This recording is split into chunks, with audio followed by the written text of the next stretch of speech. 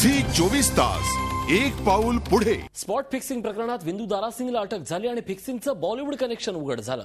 पण हे सारं फिक्सिंग प्रकरण केवळ IPL 6 पुरतं मर्यादित राहिलेलं नाहीये, तर विंदू हा गेल्या 3 वर्षापासून क्रिकेटवर सट्टा लावत असल्याचं आता तपासात उघड होत आहे।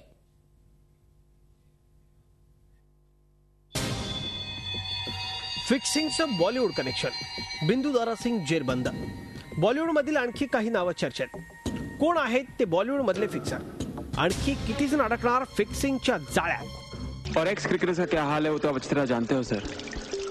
कोई अपनी नस काट रहा है तो कोई शराब पीकर पुरानी यादों में डूबा हुआ है। जिन्हें थोड़ा बहुत बोलना आता है वो किसी न्यूज चैनल पे बकबक करके निकल जाते हैं, और जिसे हंसना आता है वो किसी लाफ्टर शो पे बिना वजह से जा रहा है। और आप ना बोलना जानते हो ना हंसना।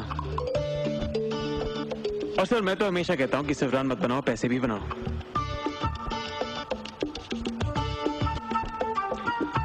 सर आपके लिए 50 लाख और मिडिल ऑर्डर के 2 बैट्समैन के लिए 25-25 लाख। सर आप ये मैच हार जाओ।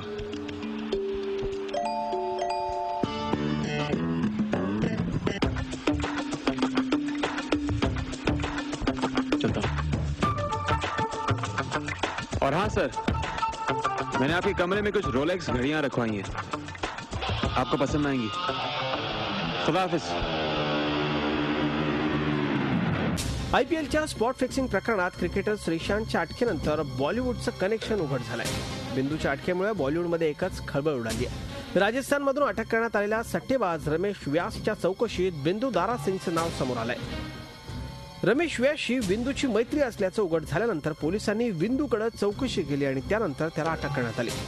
आता आणखीन 3 आरोपी निष्पन्न झालेत आणि त्यांना आम्ही अटक केली आहे।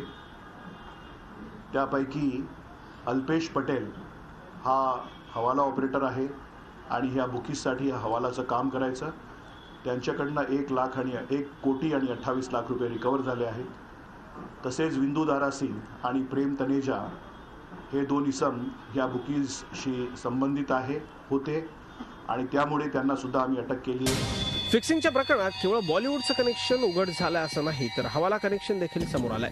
मुंबई पोलिसांच्या गुन्हे शाखेनं नुकताच हवाला एजंट अल्पेशला अटक केली आहे। अल्पेशकडून पोलिसांनी 1 कोटी 28 लाखांची रोकड जप्त केली आहे। या प्रकरणात आणखी एकाला अटक केली असून प्रेम तनेजा असं त्याचं नाव आहे। उन्होंने बोला कि ऑलरेडी इन्वेस्टिगेशन मुंबई पुलिस ने शुरू किया था और इन्वेस्टिगेशन की जरूरत है और इतने एक दिन में हो नहीं सकता है, तो 24 तारीख तक उनको पुलिस कस्टडी दिया है।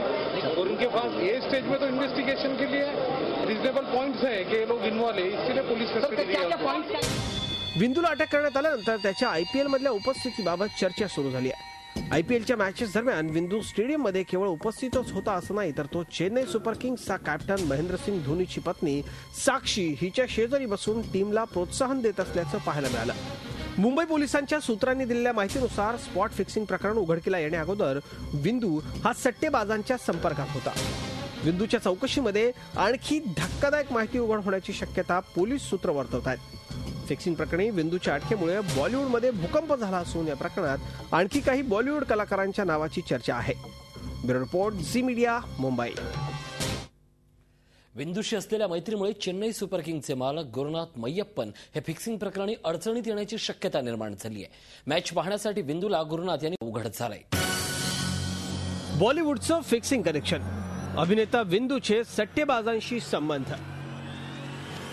IPL फिक्सिंग प्रकरणी अटक करण्यात आलेला अभिनेता बिंदूच्या चौकशीत एक धक्कादायक माहिती उघड होऊ लागली आहे। मुंबई इंडियन्स आणि चेन्नई सुपर किंग्स यांच्यात झालेल्या सामन्यादरम्यान बिंदू हा धोनीची पत्नी साक्षीच्या शेजारी बसला होता।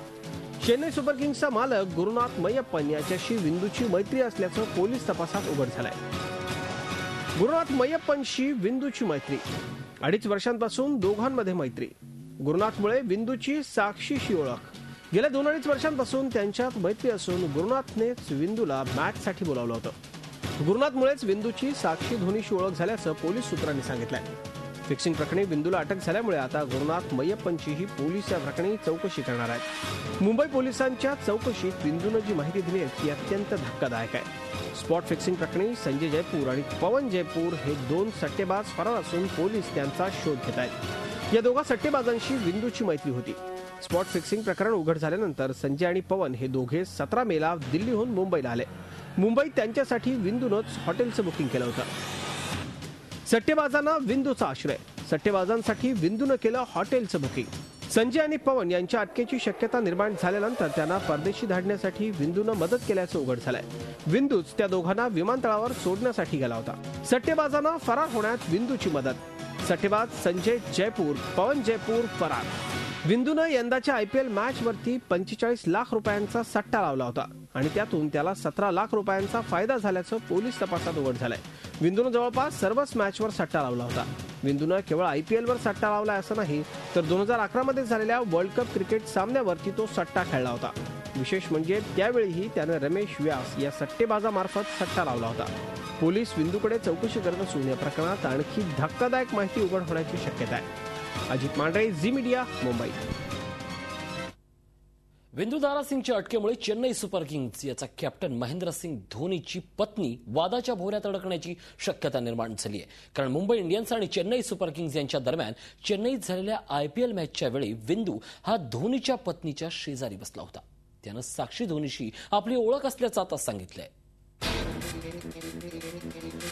तारीख 6 एप्रिल 2013. ठिकाण M चिदंबरम स्टेडियम, चेन्नई. सामना मुंबई इंडियन्स आणि चेन्नई सुपर किंग्स. ही दृश्य मुंबई इंडियन्स आणि चेन्नई सुपर किंग्स यांच्या दरम्यान चेन्नईत झालेल्या IPL मॅचची आहेत. फिक्सिंग प्रकरणात अभिनेता विंदू दारा सिंग याला अटक करण्यात आल्यानंतर ही दृश्य चर्चेत आली.